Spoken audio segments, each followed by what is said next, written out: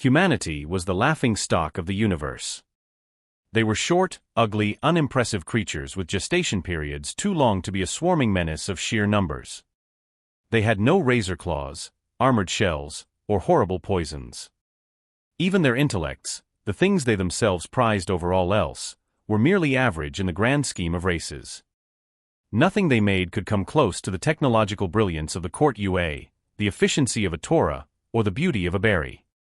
So we, the collective galactic community, simply laughed at them. We gave them the basic communication devices all races receive when they become post-FTL and left them to their own devices. We gave them the standard warnings not to interfere with other post-FTL races or we would annihilate them. They shrugged, mumbled something about madness, whatever that is, and continued on their merry little way. So they grew and thrived. Their little galactic empire expanded outward more than any other race. We didn't care. An unlimited universe means more than enough room for every race. Soon, they would be bored like every other race and begin their great project. They would find one niche and carve it beyond any other race, just like every other race before them. If we had bothered to read the history of this sophomoric and frankly substandard race, we would have wiped them out before they could get out of the Sol system. No other race had the concept of tenacity. While other races were so efficient they had never encountered resistance even on their own planets, humans did not.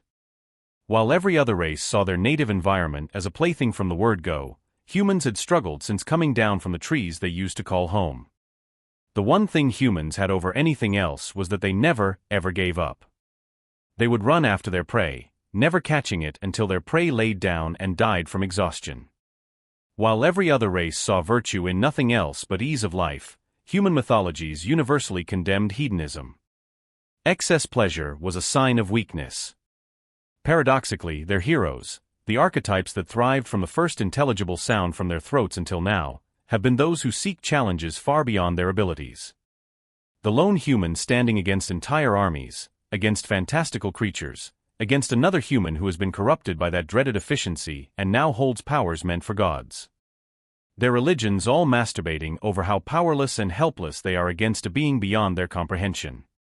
Their horror stories are not focused around losing their power like every other sensible race, but set up against an enemy that is even more tenacious than themselves. Their Jasons and vampires are simply humans without limits.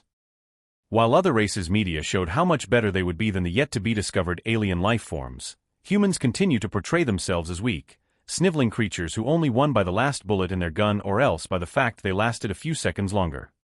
After studying their works of art for years, I asked a human why this was. He looked at me, gave me a look my censor told me was condescension, and simply said, if we win right away, there isn't any tension." I asked if he would not prefer my lightning reflexes or perhaps massive claws. He laughed. "A power corrupts," is what he told me. So foolish were we, content to sit upon our mountains, that when we first encountered them, we were shocked. It was like an opposing universe, an alliance built on conquest and rage, the complete counterpart to our guarded but peaceful community. Their fangs were just a little bit sharper, their brains a little bit better, their muscles a little bit stronger. We were now the weaker side, outmatched in every way. We had no idea what to do. It was called the 22nd War because that's how long it took for our generals to decide that fighting was useless and that we would be destroyed. Either way, we might as well enjoy our last few minutes. This baffled the humans. While we gorged ourselves on the finest foods they prepared, while the races in our council went extinct one after another, humanity scavenged the enemy ships that were accidentally hit by friendly fire. While we fled our planets, retreating further and further so we could live in excess a little longer, they entrenched themselves into a line. Humans took the weapons we had devised when we needed to keep up with our neighbors. Only one really had any impact on them. The humans called it an EMP on steroids. All technology was rendered useless except for the most primitive of kinetic weapons. The only problem no one could really fix about it was that it hit friendlies as well. It wiped us all back to the primitive pre-FTL ages.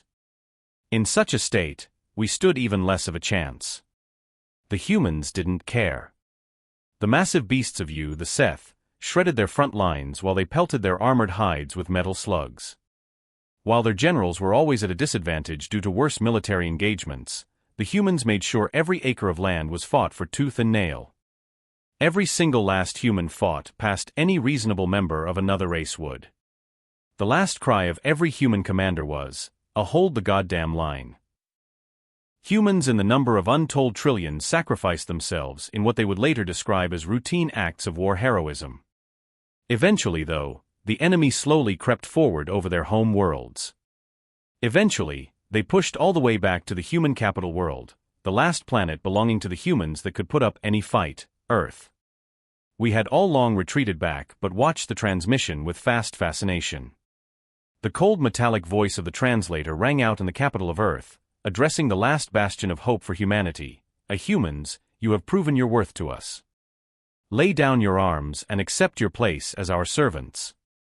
Your courage is adequate. There was a long silence in the human capital. We all awaited their response. The losses on both sides had been massive. The humans, for all their faults, had managed to wipe out over half the races that had made up the enemy. They had earned their place. I would be lying if I said we all weren't jealous, furious that this race of bald monkey people had been deemed worthy but not us. The radio transmission crackled back to life, broadcasting their reply, a no. We find your courage lacking. Then the lines went dark. Instead of the dying hum of the EMP on steroids, there was a sudden burst. The humans had blown up Earth, their crown world, their paradise. They would not bend the knee. An explosion so massive and unexpected that only the humans who survived were those that occupied small colonies far beyond our own retreat line. Even we, as far back as we were, felt the scorch of this explosion. This massive release of energy wiped out the last of the enemy, but humans had paid a sacrifice far greater than any we could have fathomed.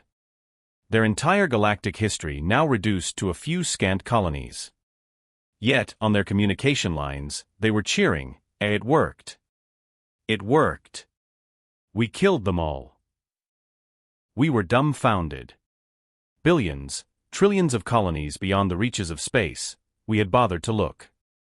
They all lit up like a shower of sparks, all previously dark under strict orders never to use detectable technology until they were sure of the enemy's defeat.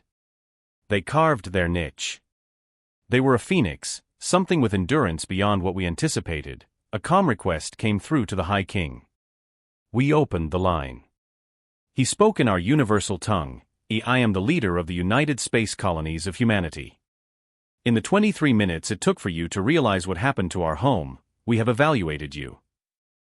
The High King simply had no words. These are the niches of man.